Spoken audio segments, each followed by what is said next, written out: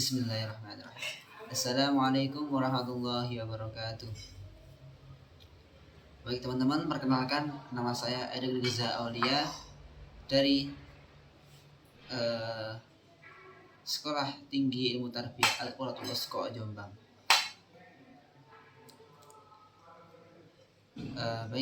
Kita mulai. Bismillahirrahmanirrahim. Alhamdulillahirabbil alamin wa bihi nasta'inu ala umuri dunya waddin wa sallallahu ala sayyidina Muhammadin khatamin nabiyina wa ala alihi wa sahbihi ajma'in, amma ba'd. Yang kami hormati Bapak dosen Kaprodi MPI Stit UI Al-Quratul Usqa Jombang, Bapak Solehan MPDI, dan juga seluruh jajaran aktivitas akademika Stit Al-Quratul Usqa Jombang. Dan tak lupa teman-teman seperjuangan yang semoga selalu dirahmati Allah.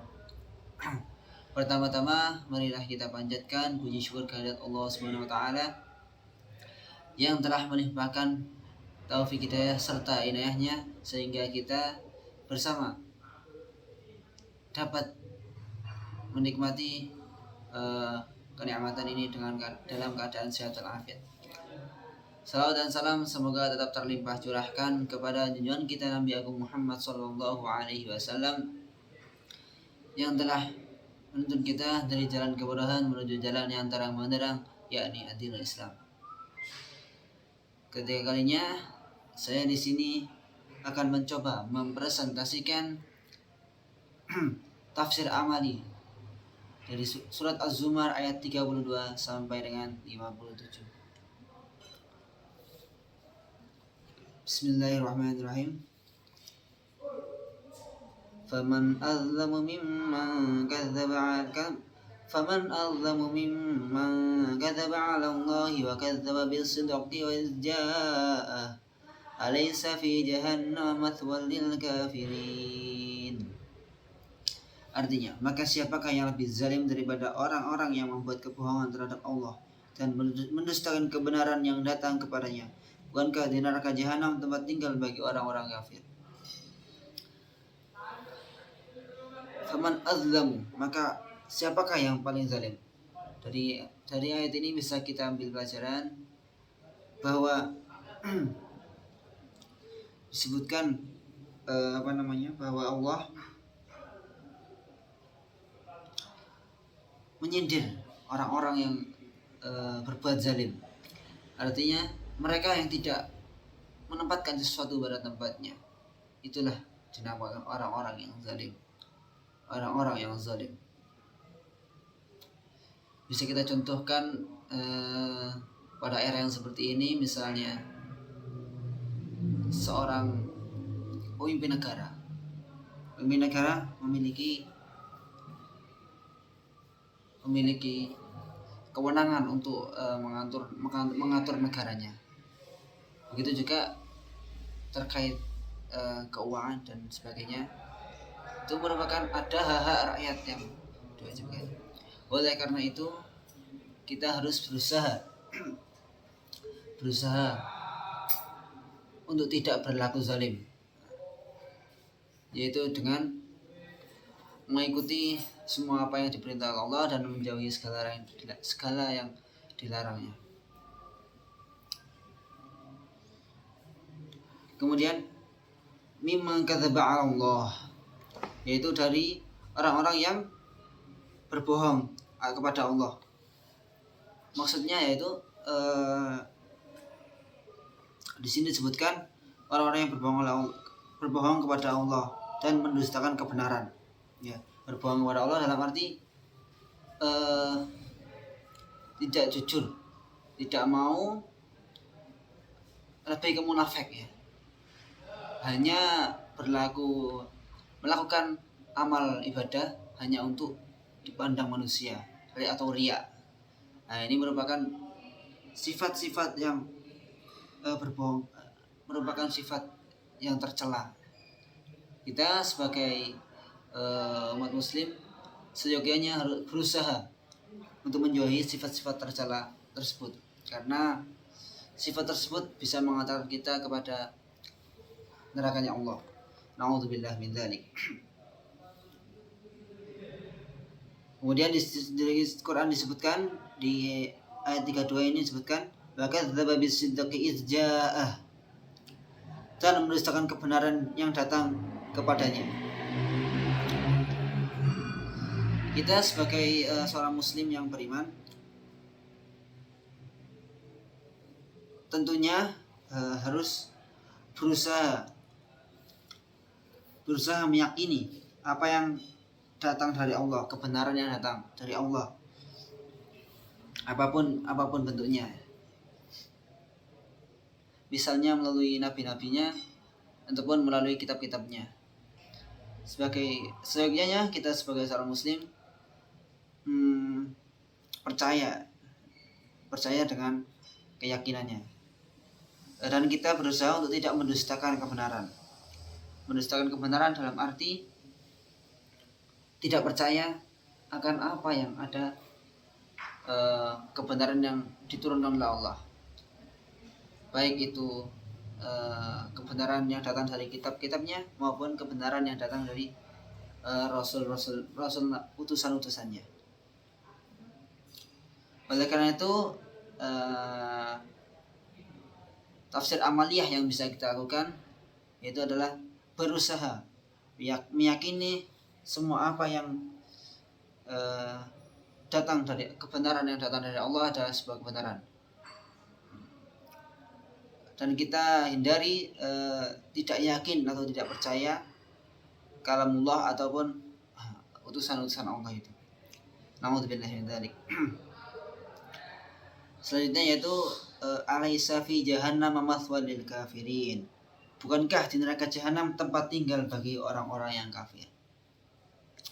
Tafsir amaliyah yang bisa kita ambil dari penggalan ayat tersebut adalah kita berusaha menjauhi segala apa yang tidak termasuk sifat orang muslim, yaitu yang tadi disebutkan di atas, yaitu orang zalim, orang yang bohong terhadap Allah, mendustakan Allah, kemudian orang-orang yang tidak percaya kepada Allah dan kitab-kitab serta utusan-utusannya.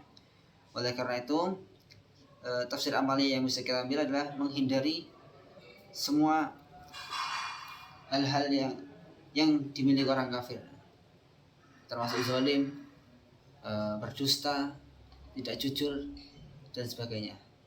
Kemudian kita berusaha untuk mengerjakan amaliyah yang berbau kebaikan, yang sesuai dengan apa yang dibawa oleh Rasulullah SAW. Bismillahirrahmanirrahim. Wallazi jaa'a bis-sidqi wa saddaqa bihi ulaika humul muttaqun. Jaa'a datang bis-sidqi dengan kebenaran, wa saddaqa dan orang-orang yang membawa kebenaran, bihi dengannya, ulaika mereka itu humul muttaqun. Mereka al-muttaquna, orang-orang yang bertakwa. Yang artinya, dan orang-orang yang membawa kebenaran, wahai Muhammad, dan orang yang membenarkannya, mereka itulah orang-orang yang bertakwa. Jaa bis-sidqi, orang-orang yang walladzi jaa bis-sidqi, orang-orang yang datang dengan kebenaran. Yang dimaksud adalah Nabi Muhammad. Beliau datang ke dunia ini dengan membawa kebenaran-kebenaran atau perintah Allah, menjalankan segala perintah Allah, menyampaikan kewajiban-kewajiban yang dikehendaki oleh Allah. Dari ayat ini bisa kita ambil tafsir amaliyahnya, yaitu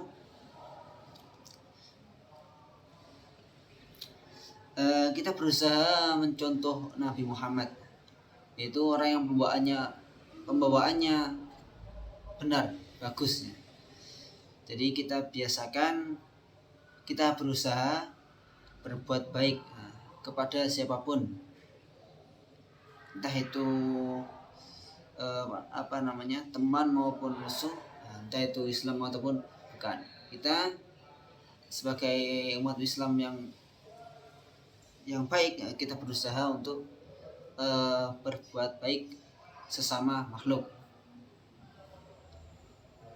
dan juga kita hindari sifat-sifat yang tidak disukai oleh makhluk atau manusia ya. Kita berusaha menghindarinya, karena dengan begitu kita bisa hidup dan berdampingan tanpa harus ada permusuhan atau tanpa harus menjelek-jelekan. Oleh karena itu, sebagai seorang muslim yang beriman, kita harus saling mengingatkan, saling bertegur sapa untuk selalu menyampaikan kebenaran.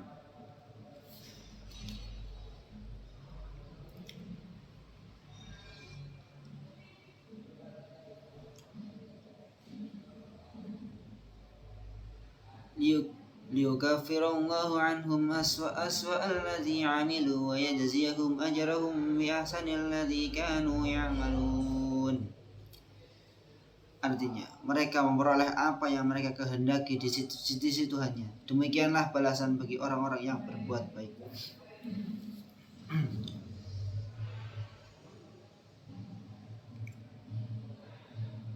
Dari lanjutan ayat ini bisa kita ambil tafsir amaliyahnya, yaitu kita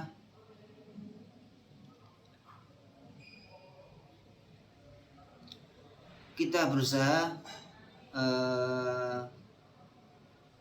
mencontoh Nabi Muhammad, yaitu selalu bersikap baik dan berperilaku yang baik.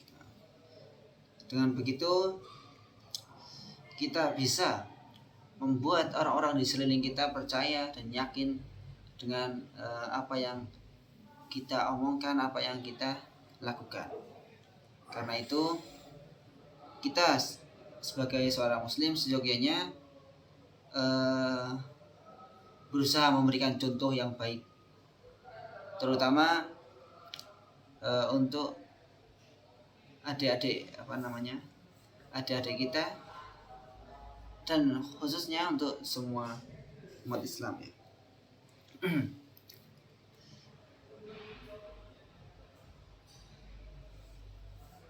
Alaysa Allahu bikafin 'abdah wa yukhawifunaka billadhina min dunihi wa man yudlilillahu fama lahu min had. Yang artinya, agar Allah menghapus perbuatan mereka yang paling buruk yang pernah mereka lakukan, dan memberi pahala kepada mereka dengan yang lebih baik daripada apa yang mereka kerjakan.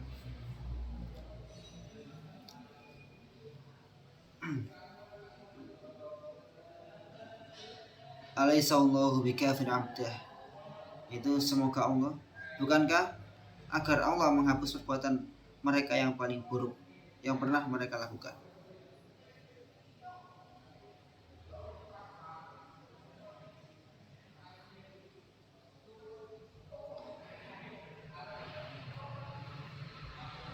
Oke, maaf. 3 ayat 36 ya. Bukankah Allah yang mencukupi hambanya? Mereka menakut-nakutimu dengan sesembahan yang selain Dia. Barang siapa yang dibiarkan sesat oleh Allah, maka tidak seorang pun yang dapat memberi petunjuk kepadanya. Alaihissallahu bikafin 'abdah. Bukankah Allah yang mencukupi hambanya? Dari penggalan ayat tersebut bisa kita pahami bahwa bukankah Allah mencukupi hambanya? Jadi sebenarnya semua makhluk ya, semua manusia itu telah Allah cukupkan telah Allah cukupkan 4 perkara, cukupkan semua kebutuhannya ya, sesuai dengan apa yang dibutuhkan manusia. Misalnya sekarang kita nih ya, mahasiswa, kita mahasiswa mungkin dalam harta ini masih kurang memiliki ya kan, masih belum, tidak memiliki harta lah bahasanya ya, mungkin istilahnya kurang masih kurang sangat. Jadi sebenarnya Allah sudah memberikan yang terbaik untuk kita, karena mungkin kalau kita diberikan rezeki yang banyak atau harta yang melimpah, mungkin kita akan berbuat maksiat yang lebih dan lebih. Oleh karena itu, apa yang ada pada diri kita saat ini, mungkin itu yang terbaik untuk kita. Mungkin itu yang bisa saya sampaikan. Bila ada kurang dan lebihnya mohon dimaafkan. Ihdinas siratal mustaqim. Wassalamualaikum warahmatullahi wabarakatuh. Berapa menit?